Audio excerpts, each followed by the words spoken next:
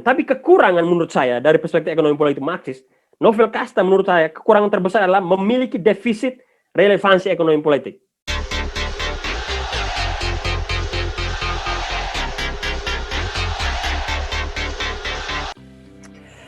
Oke, selamat pagi semua. Terima kasih untuk kedua pembicara yang sudah memaparkan materinya. Saya senang sekali karena dapat insight yang baru, terutama kritik sastra dari Pak Yohanes Syahandi. Juga terima kasih untuk semua yang hadir pada diskusi pada kesempatan ini. Pada kesempatan ini saya akan membahas atau mengulas tentang kritik ekonomi politik Marxis terhadap novel Kasta. Jadi saya tidak akan menjelaskan hal-hal teknis seperti yang dijelaskan oleh Pak Yohanes Syahandi, tetapi saya akan menjelaskan itu secara agak berbeda berkaitan dengan novel Kasta, tetapi dari sisi tilik saya sebagai seorang peneliti ilmu sosial yang mendalami persoalan-persoalan di Flores dengan perspektif ekonomi politik Marxis. Dari cara saya melihat ini mungkin agak berbeda dari apa yang dilihat oleh Pak Yohanes Syahandi atau apa yang dilihat oleh para kritikus sastra pada umumnya. Nah, jadi sebelum saya mengulas tentang apa yang ingin saya jelaskan pada kesempatan ini, mungkin terlebih dahulu saya ingin menegaskan bahwa kenapa kritik sastra atau kritik kebudayaan, karena sastra adalah produk dari kebudayaan, itu penting. Ini saya kutip dari apa yang dikatakan atau apa yang ditulis oleh Ignaz Kleden, bahwa kebudayaan termasuk di dalamnya adalah karya sastra, itu memiliki hal-hal yang perlu dikritik karena dua hal. Yang pertama, budaya atau karya sastra itu bersifat ambivalen dan multivalen. Jadi karena hal ini, karena dia bersifat ambivalen dan multivalen, maka dia perlu dikritik atau selalu ada ruang untuk dikritik. Yang kedua, karya sastra atau kebudayaan atau karya sastra sebagai produk kebudayaan itu adalah karya yang diciptakan oleh manusia. Karena dia adalah karya yang diciptakan oleh manusia, maka kritik terhadap karya ini itu sangat perlu.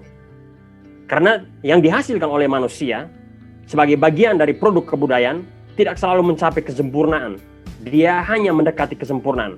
Karena itu kritik adalah hal yang urgen dan penting untuk meningkatkan produk kebudayaan, yakni karya sastra. Dan saya tadi mendengar apa yang dijelaskan oleh Pak Syahandi sangat baik, dan itu adalah sebuah kritik sastra yang menurut saya sangat berguna untuk peningkatan mutu karya sastra, bukan saja mutu karya sastra yang akan ditulis oleh Aris ke depan, tetapi juga oleh penulis-penulis di NTT. Bagaimana mengkontekstualisasi sastra dalam bahasa dan tokoh-tokoh yang sudah seperti yang disinggung oleh Pak Yohanes Syahandi tadi. Pada kesempatan ini saya akan berbicara tentang kritik ekonomi politik Marxis terhadap novel sastra. Jadi pertama kali saya akan berbicara tentang introduksi, lalu kedua saya akan membahas tentang kasta dan persoalan ekonomi politik di Flores, lalu saya akan melanjutkan dengan relevansi teoritis dan praktis novel Kasta untuk Flores. Yang keempat, kritik ekonomi politik Marxis untuk novel Kasta. Yang kelima, kesan umum. Dan yang terakhir, penutup. Oke, sebelum kita mengikuti ulasan saya tentang novel Kasta, mungkin terlebih dahulu saya akan menjelaskan sedikit tentang Flores. Jadi novel Kasta sudah seperti yang dijelaskan oleh Pak Yohanes Syahandi, itu ditulis dengan latar belakang Flores, khususnya Ngada. Jadi novel Kasta ini itu berbicara secara khusus tentang apa yang terjadi atau kondisi ekonomi politik di Ngada. Nah, tapi kalau berdasarkan riset saya, persoalan Kasta ini adalah persoalan orang Flores. Bukan saja di Ngada, hampir semua daerah di Flores itu selalu berhadapan dengan persoalan kasta, hanya dengan sebutan yang agak berbeda. Di Manggarai, di Nagikeo, di Ende, di Maumere, persoalan kasta ini itu terus terus hidup dalam masyarakat, dan biasanya dia akan meningkat itu ketika misalnya ada persoalan politik atau ada pesta politik. Orang mulai bicara, oh dia dari kasta mana? Dia dari kasta A atau dari kasta B? Dia ini keturunan bangsawan atau keturunan non bangsawan. Lalu juga dalam misalnya ketika orang Flores ingin menikah, itu juga orang tua atau keluarga itu cenderung melacak kasta orang ini dari kasta mana. Dia kalau dari Gae atau dari Gae Kisa atau dari Ho'o atau Hamba. Ini terjadi bukan saja di Ngada, tapi hampir semua di Flores. Walaupun dengan derajat keekstrimannya yang berbeda-beda.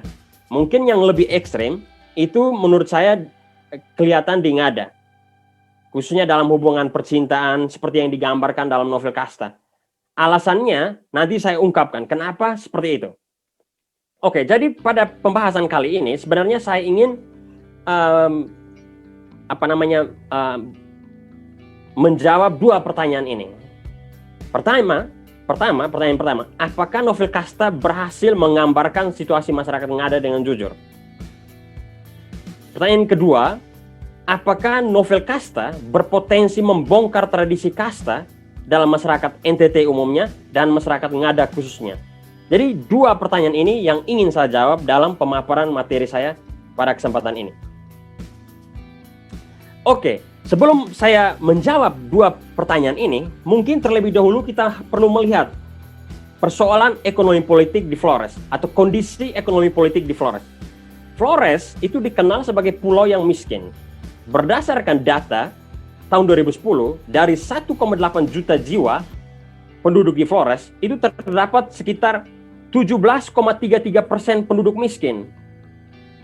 Dan kemiskinan di NTT umumnya dan di Flores khususnya itu kurang lebih bersifat stagnan, kurang lebih dalam 10 dekade terakhir. Kalau berdasarkan riset saya menemukan penurunan kemiskinan dari tahun 2010 ke tahun 2018 itu hanya 0,2%, kecil sekali. Ini pemerintah buat apa nih? Ini pertanyaan saya. Dan menurut saya kemiskinan ini juga disebabkan oleh struktur ekonomi politik yang timpang di Flores, yang direproduksi terus dan dilanggengkan terus, termasuk salah satunya melalui institusi adat yang melanggengkan sistem kasta misalnya, baik di Ngada maupun di tempat-tempat lain di Flores. Lalu kalau kita lihat pada tahun 2013 penduduk Flores yang aktif bekerja di sektor pertanian itu sekitar 415.000 orang. Dari jumlah ini, pada tahun 2013 itu sekitar 112.384 itu adalah petani gurem. Petani gurem adalah petani yang seperti yang digambarkan oleh Aris dalam novel Kasta tadi, si Simon, yang tidak memiliki tanah yang cukup untuk memenuhi kebutuhan hidupnya, dan mau tidak mau dia harus bermigrasi ke tempat lain. Nah, dan persoalan ini, persoalan kemiskinan, lalu persoalan ketimpangan agraria dalam masyarakat Flores yang mayoritas pekerjaannya adalah petani, maka kalau kita lihat data dari 2001 sampai 2003, ini walaupun data lama dari hasil riset dari Bank Dunia, di Flores itu terjadi 123 konflik agraria. Nah, ini juga disinggung di novel Kasta, yang menyebabkan 26 korban jiwa di 5 kabupaten di Flores. Dan kalau dilihat dari data ini, yang paling tinggi konflik agraria ini sebenarnya terjadi di Manggarai. Kenapa? Karena di Manggarai ini, kalau berdasarkan riset saya, Manggarai adalah tempat atau kabupaten di mana institusi adatnya itu paling lemah dalam mencegah komodifikasi tanah. Maka kemungkinan paling besar konflik itu ada di Manggarai. Dari ekspansi kapitalisme itu lebih cepat berkembang di Manggarai dibandingkan di tempat-tempat lain. Maksudnya ekspansi kapitalisme dalam sektor agraria.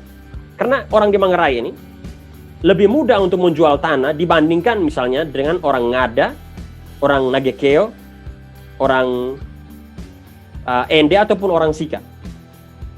Itu kesimpulan saya. Nah, dan dalam kemiskinan ini, persoalan tentang kasta ini itu masih menguat dalam kehidupan politik di Flores, di Ngada khususnya, dan di Flores umumnya, seperti yang saya singgung tadi. Jadi ini adalah latar belakang ekonomi politik Flores, dan latar belakang seperti ini, itu adalah tempat yang subur untuk tumbuh dan berkembangnya atau keberlanjutan dari sistem kasta, menurut kesimpulan saya. Nah, jadi apa itu kasta? Mungkin kita perlu lihat, kenapa ada kasta di Flores? Kenapa ada kasta? Nah, kalau kita baca tulisan-tulisan para antropolog, terutama tulisan Paul Arndt tahun 1958, itu dia katakan bahwa Flores ini dipengaruhi oleh budaya Hinduisme India.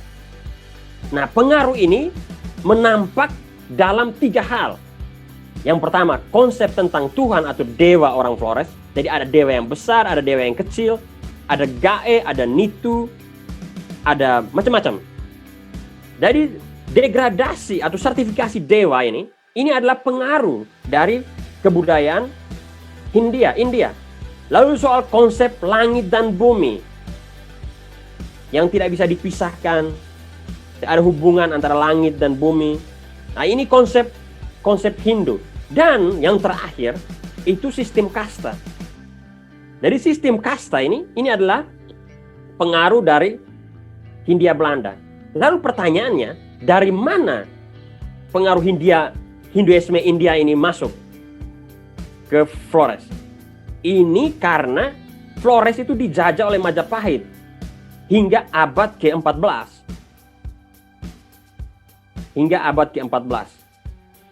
Dan berdasarkan riset saya di Indonesia Timur, kekuasaan Majapahit itu tidak hanya di Flores, tapi juga sampai ke Maluku. Karena saya sudah pernah meneliti di Maluku. Nah, kalau di Flores, bukti-bukti bahwa kita pernah dijajah oleh kerajaan Majapahit yang adalah kerajaan Hindu yang dipengaruhi oleh India, itu apa bukti yang lain? Ya, bukti yang lain itu bisa, kalau dari riset saya melihat beberapa penulis coba memberikan bukti. Buktinya misalnya ada nama benteng Jawa. Nah, ini orang mengatakan itu bentengnya orang Jawa. Kemungkinan Majapahit membangun benteng di situ. Atau Bajawa, itu ada unsur Jawanya. Lalu juga ada gelar-gelar kehormatan, misalnya Embu di Ende. Nah, itu mirip dengan gelar yang diberikan oleh orang-orang penting dalam kerajaan Majapahit seperti Empu. Dan masih banyak hal-hal lain yang membuktikan bahwa Flores itu pernah dijajah oleh kerajaan Majapahit yang adalah kerajaan Hindu.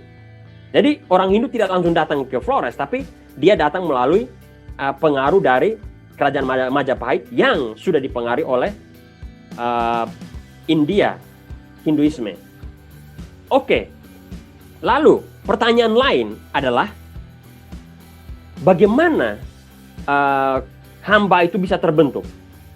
Nah, ini kita lagi-lagi saya merujuk ke Paul Arndt dalam tulisan yang diterjemahkan tahun 2002 dalam buku yang berjudul Hubungan Kemasyarakatan di Wilayah Sika. Jadi Paul Arndt ini menulis kurang lebih ada 9 kategori atau fakta tentang hamba. Salah satunya yang paling umum, hamba itu dia bisa menjadi hamba itu karena dia kalah perang. Lalu tidak bisa bayar utang. Lalu dia lahir dari keturunan hamba. Dan ada 9 hal yang lain yang digambarkan oleh Paul Arndt. Kalau saya jelaskan satu persatu agak menjadi sangat panjang presentasi ini. Oke, jadi kurang lebih seperti itu. Kebanyakan hamba adalah mereka yang merupakan tawanan perang.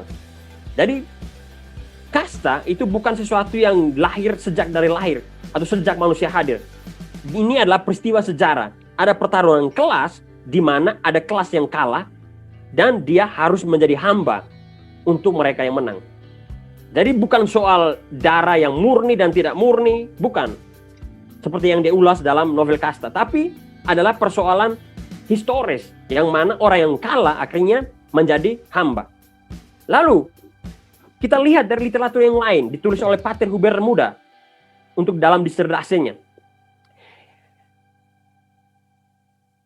Jadi menurut Pater Hubert Muda, di Ngada itu kalau berdasarkan kasta yang ditulis itu masyarakat Ngada dibagi dalam 3 stratifikasi sosial. Gae yang paling tinggi dan dia punya asosiasi dengan matahari. Gae Kisa punya asosiasi dengan bulan. Chazi Chana atau Ho'o dia punya asosiasi dengan bintang. Nah, dalam sertifikasi ini bukan hanya khas Ngada, tapi ini kurang lebih hidup dalam semua masyarakat Flores. Nah, saya ingin tunjukkan sistem struktur ekonomi politik yang berbasiskan adat di Flores kurang lebih seperti ini. Oke, ini file pertama ya. Riset saya tahun 2012, saya coba melihat bupati di Manggarai, di Flores. Semua bupati dari 8 kabupaten ini itu berasal dari golongan bangsawan. Kecuali Bupati Ngada, itu dari orang biasa atau Gae Kisa. Jadi kalian lihat di sini status sosialnya, keluarga bangsawan dari Dalu Kempo, Agus Dula, Kristroktok, keluarga bangsawan dari Dalu Manggarai Timur, dan sampai ke bawah ya. Lalu ada satu file lagi yang ingin saya tunjukkan. Jadi masyarakat Flores itu kurang lebih seperti ini. Kalau dari riset saya, ini saya gabungkan dari beberapa penulis. Jadi untuk tradisi masyarakat yang stratifikasi secara sosial dalam masyarakat Flores yang masih feodal, itu seperti ini. Ada 3 kelas, Gae, Gae Kisa, Ho'o. Tapi untuk tiap daerah itu namanya beda-beda. Misalnya di Manggarai itu kalau yang Ho'o itu disebut Mende. Ini kalian bisa lihat. Gae itu asosiasinya adalah matahari, dia biasanya adalah pemilik tanah, dan dia relasinya sama kelas lain itu independen. Gae Kisa, bulan, dia relatif land owner, jadi dia itu relatif punya tanah, tapi tetap bergantung kadang-kadang pada Gae. Ho'o biasanya kultivator, ini orang yang menggarap, dan biasanya dia dependen terhadap baik itu Gae Kisa maupun Gae. Jadi kalau kalian lihat struktur yang saya buat di sini, Gae ada petani penggarap. Jadi petani penggarap itu rata-rata adalah keluarga Ho'o. Sedangkan farmers yang biasa, yang bukan tuan tanah, itu biasanya berasal dari Gae Kisa. Lalu Gae Kisa dibagi lagi, ada anak tanah, ini anak tanah orang asli. Sedangkan yang kedua ini, Gae Kisa ini, Atamai. Atamai ini misalnya, kalau terjadi perang di Ngada, dia undang orang Manggarai, lalu orang Manggarai ini langsung tinggal di Ngada, dan dikasih oleh kepala suku di Ngada tanah, dan dia langsung tinggal di sana. Dia bukan sebagai Ho'o, tapi dia sebagai Atamai, migran, dan akhirnya menjadi masyarakat di situ. Dan kepemilikan tanahnya itu bersifat relatif independen atau relatif land owner. Dia punya kurang lebih independen, tapi Gae ini bisa saja usir dia kalau seandainya dia melakukan hal-hal yang tidak baik dalam masyarakat. Lalu Atamai ini dibagi lagi. Ada invited warriors seperti yang saya bilang tadi, atau war migrants. Invited warriors ini orang-orang yang diundang untuk perang ya. War migrants ini orang yang berperang, akhirnya kalah, dia tidak mau dihambakan atau jadi hamba, dia akhirnya lari ke desa atau kampung tetangga, dan di sana dia menjadi commoners, orang biasa. Lalu yang berikutnya supportive neighbors. Ini orang-orang yang mendukung ya, walaupun dia tidak ikut perang, tapi dia selalu mendukung. Misalnya ada perkara dia mendukung, lalu Gae ini merasa dia berutang budi, dia memberikan tanah dan bisa mengundang orang itu untuk tinggal di daerahnya. Jadi kurang lebih seperti itu. Bagaimana terbentuknya Ho'o, Gae Kisa, dan Gae itu adalah peristiwa historis yang terjadi karena ada pertarungan kelas atau pertarungan kepentingan dalam masyarakat Flores. Oke, jadi itu kurang lebih sekilas tentang hamba ya. Sekarang saya lanjutkan presentasi saya. Oke, jadi seperti itu. Lalu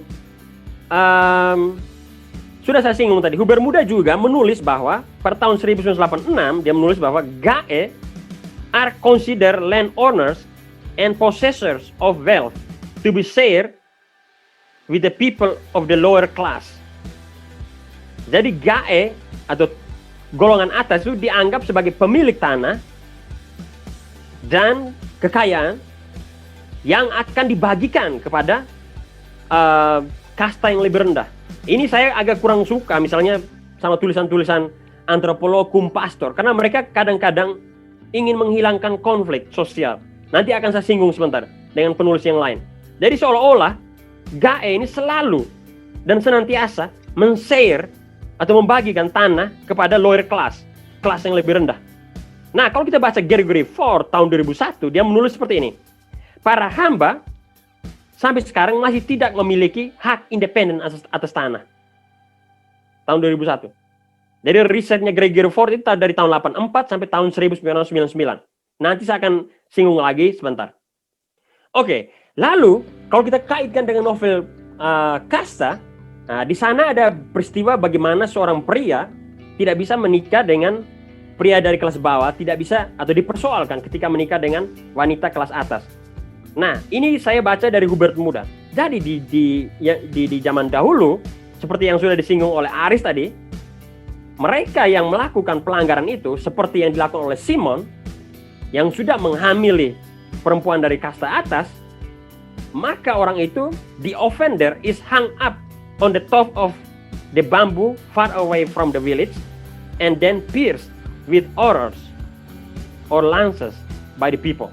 Jadi, orang yang melakukan pelanggaran itu, yang disebut la asala itu, karena dia menikah dengan orang yang beda kasta, maka dia digantung di bambu di suatu tempat yang agak jauh dari desa, lalu baru dipanah, ditembak dengan panah. Lalu pertanyaan saya, kalau kita kembali merujuk ke novel Kastanya Aris, mengapa Pak Lambert atau masyarakat kelas di Ngada tidak mau menerima anaknya menikah dengan pria dari kelas bawah atau Ho'o? Mengapa? Pertanyaan ini kalau dijawab, kalau kita menggunakan kacamata dari novel yang ditulis oleh Aris, maka di situ adalah kemurnian darah. Bahwa kalau di kelas bawah menikah dengan kelas atas, maka kemurnian darahnya akan hilang. Nah, tapi kalau dari perspektif ekonomi politik Marxis, sebenarnya ada hal lain, alasan lain. Kalau kita baca novelnya Kasta, novel Kasta tulisannya Aris, maka di sana itu karena ada perpindahan atau pembagian sumber kekayaan. Misalnya Simon, dia ketika menikah dengan anaknya Pak Lambert, maka Simon ini berhak untuk mengelola tanah milik Pak Lambert. Karena itu, inilah yang membuat, menurut saya, kacamata saya, tradisi kasta di Ngada itu problematis. Karena pernikahan itu memang menurunkan kasta seseorang, tetapi dalam kadar tertentu, penurunan itu menyebabkan kasta atas harus membagi harta warisnya dengan kasta bawah. Kalau perempuan yang menikahi kasta bawah itu adalah dari golongan Gae. Jadi orang tidak mau, menurut ini persoalan ekonomi politik, orang tidak ingin membagikan hartanya sebenarnya. Bukan soal kemurnian darah dan alasan-alasan yang lain. Itu menurut perspektif ekonomi politik Marxis yang saya lihat ketika saya membaca novel Kasta yang ditulis Aris. Oke, saya akan lebih cepat karena waktu sudah terbatas. Kira-kira apa relevansi teoritis dan moral novel Kasta di Flores yang ditulis Aris? saya melihat seperti ini. Ada dua. Ada pertama relevansi teoritis, yang kedua relevansi praktis. Pertanyaannya, bagaimana relevansi teoritis? Nah, novel Kasta itu menurut saya itu menentang diskursus lama yang ditulis oleh antropolog, termasuk antropolog Kumpastor, yang cenderung menekankan harmoni sosial dan menyembunyikan konflik sosial dalam masyarakat Flores. Nah, kita coba cek. Coba kita baca tulisannya Gregory Ford tahun 2001. Dalam teori atau konsep social dualism-nya Ford, dia menulis bahwa kelas atas itu tidak menjadi subordinat dari kelas bawah. Superordinate maksudnya, dari kelas bawah. Dan sebaliknya. Kenapa? Karena kelas atas dan kelas bawah ini bisa bekerja sama dalam satu rumah adat untuk merealisasikan kebaikan bersama. Jadi konflik sosial seperti yang digambarkan oleh Aris itu tidak ada di dalam riset-riset ini. Mereka cenderung menyembunyikan itu. Tapi kalau kita baca novel Kasta, Aris melihat itu atau mengungkapkan bahwa perbedaan kelas itu justru meningkatkan atau menimbulkan konflik. Jadi kelas atas dan kelas bawah tidak bisa bekerja sama walaupun mereka berada dalam satu rumah adat. Itu penelitian pertama. Penelitian kedua, ini penelitian Pater Philippus Thule tahun 2004 untuk disertasinya. Jadi, menurut Philippus Thule, itu the land is the mother who owns the people. Jadi, tanah itu memiliki adalah ibu yang memiliki orang-orangnya atau tanah itu adalah ibu. Jadi ini menurut saya terminologi seperti ini mengaburkan situasi. Pemilik tanah itu bukan tanah itu sendiri tapi gae atau golongan atas. Oke, karya yang lain itu tahun 2006 misalnya. Thule membagi masyarakat Keo dalam ine tanah ame watu, landlords, ine eku ame lemah, lalu Neotiko, Eutako. Ini persis yang seperti yang dibagikan oleh Pater Hubert Muda tadi untuk masyarakat Ngada.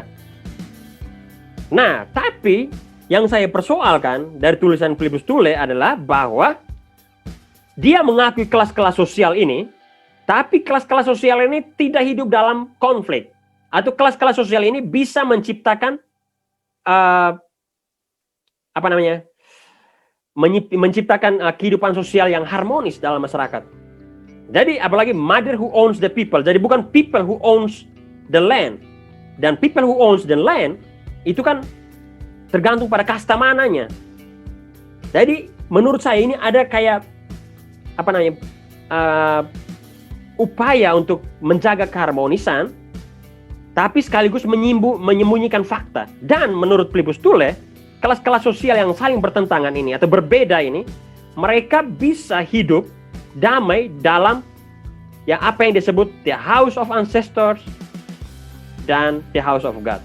The house of ancestors adalah rumah adat Keo karena dia meriset di Keo. Lalu the house of God adalah gereja dan masjid. Jadi risetnya Gregory Ford itu dari tahun 1984 sampai 1999, risetnya Philippus Thule dari 1991 sampai 1997. Nah, dan masih banyak penulis antropolog yang berusaha mengaburkan itu. Saya hanya memaparkan dua saja. Dan beberapa penulis adalah pastor. Kalau pastor yang menulis sebagai antropolog, kita bisa paham. Kenapa? Karena pastor memang ingin selalu membawa kedamaian, mewartakan keharmonisan.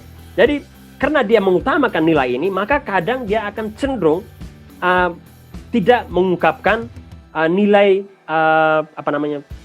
yang sebenarnya yang terjadi dalam masyarakat atau fakta yang sebenarnya yang terjadi di dalam masyarakat.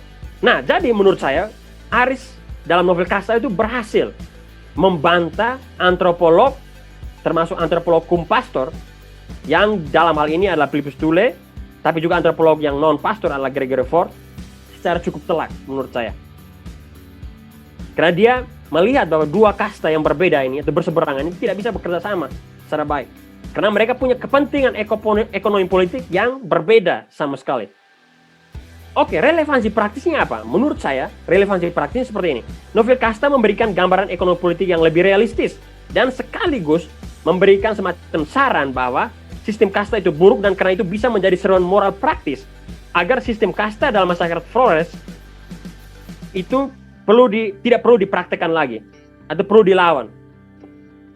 Lalu yang lain, novel kasta juga memberikan gambaran bahwa perempuan Flores terutama Ngada harus dihargai kedudukannya dan fungsinya dalam masyarakat sebagai makhluk yang bebas dalam menentukan hidupnya tanpa terkungkung dalam budaya feodalisme yang masih hidup dalam masyarakat Flores modern hari ini. Nah, tadi Pak Yohanes sudah menyebutkan soal matrilineal, kebudayaan matrilineal di Ngada. Dan di dalam novel Aris, itu saya temukan hanya satu kata matrilineal. Nah, dan kalau kita lihat di novel Aris, itu ada penjelasan, peran perempuan sebagai matrilineal itu yang mewarisi tanah, sumber ekonomi hampir tidak ada. Kenapa itu tidak ada? Kalau riset saya, itu menemukan bahwa di Ngada itu sebenarnya bukan sistem matrilineal. Yang benar itu adalah sistem patrilineal yang terbungkus oleh sistem matrilineal. Kenapa? Karena yang berkuasa itu laki-laki. Yang omong di rumah adat itu laki-laki. Dan kalau kita lihat dalam novel kasta itu, Aris mengungkapkan itu. Si Pak Lambert itu yang paling berperan. Tua-tua adat yang laki-laki itu paling berperan dalam kehidupan keluarga dan juga masyarakat. Nah, ini kelebihan. Tapi kekurangan menurut saya dari perspektif ekonomi politik Marxis, novel kasta menurut saya kekurangan terbesar adalah memiliki defisit relevansi ekonomi politik. Nah, ini slide hampir selesai. Kenapa dia mengalami defisit? Ya, menurut saya, novel kasta menurut kacamata ekonomi politik, walaupun menurut saya berhasil menggambarkan situasi ekonomi politik di Flores secara jujur, yang membuatnya berbeda dengan para penulis antropolog populis seperti Ford dan Thule, tetapi novel kasta akhirnya jatuh pada kenyataan yang sama dengan para antropolog populis ini. Yakni, novel kasta menerima kondisi struktur ekonomi politik masyarakat Ngada apa adanya dan menunggu budi baik dari kelas atas, dalam hal ini Pak Lambert, untuk berlaku humanis terhadap kelas bawah. Ketika saya baca novelnya Aris, saya tidak melihat bagaimana si Simon ini berusaha untuk melawan. Dia hanya menerima dan menunggu budi baik. Kalau kita baca misalnya novelnya Pram, itu beda sekali. Pram itu menulis tokoh yang walaupun dia lemah, dia pasti melawan. Dan walaupun pada akhirnya dia kalah, tapi dia melawan dulu. Di dalam novelnya Aris, menurut saya, si Simon yang menjadi tokoh paling utama di situ, untuk melawan, untuk merubah sistem struktur ekonomi politik tidak ada. Dia hanya menunggu, hanya mendengar, hanya menerima, ya persis seperti ajaran-ajaran agama Katolik atau ajaran agama pada umumnya, bahwa kita harus sabar menghadapi situasi yang ada. Tidak ada upaya Simon yang dibangun oleh Aris dalam novelnya itu untuk melawan Pak Lambert misalnya. Justru dia melarikan diri ke Malaysia, pulang juga dia ikut adat secara baik-baik. Lalu setelah tinggal di rumahnya Pak Lambert, dia merasa tidak ini, dia akhirnya memutuskan pulang, tinggal di rumahnya sendiri. Lalu menunggu sampai Pak Lambert bersikap humanis dan mengundang dia untuk kembali ke rumah Pak Lambert. Jadi, ini menurut saya dari kacamata ekonomi politik Marxis, novel ini kekurangan aura ekonomi politik untuk mengubah struktur ekonomi politik masyarakat Ngada khususnya dan masyarakat Flores atau NTT umumnya. Karena itu novel kasta menurut saya ya, walaupun bisa menggambarkan situasi sosial dan dengan jujur, dia tidak mampu melangkah lebih jauh untuk membawa perubahan struktur sosial dalam masyarakat Ngada khususnya dan masyarakat Flores umumnya. Dengan demikian, ini yang saya takuti, novel kasta bisa menjadi alat di tangan penguasa, pemerintah, dan gereja Katolik untuk mendepolitisasi masyarakat Flores di masa depan. Karena dia mematikan watak politik para pembacanya melalui tokoh yang digambarkan di dalamnya, yakni Simon. Jadi Simon ini menunggu sampai Pak Lambert ini berlaku humanis. Kapan kita menunggu? Sampai kapan? Kalau kita baca novelnya Pram, tokoh-tokohnya tidak pernah menunggu. Dia melawan, walaupun akhirnya dia kalah. Oke, kesan umum. Kesan umum menurut saya, yang ingin saya katakan, bahwa novel Kasta adalah satu novel yang ditulis oleh RNTT dengan kualitas yang cukup baik. Yang sudah dipuji juga oleh Pak Yohanes Candi tadi. Kelemahan teknis terbesar novel ini menurut saya, terlepas dari kelemahan ekonomi politik, adalah bahwa novel ini ditulis dengan gaya kepenulisan yang hebat, namun kurang diimbangi dengan riset sejarah yang serius. Jadi, menurut saya, jika penulisnya sedikit bersabar dan tekun meriset sejarah dan mengelola konflik secara lebih detail dan serius, novel ini bisa menjadi masterpiece yang lahir dari bumi NTT.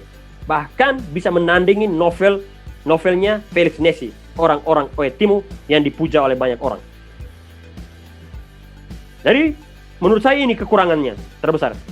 Selain kekurangan-kekurangan yang diberikan oleh Pak Sehandi tadi, Yohanes Sehandi tadi. Menurut saya itu masukan yang sangat baik.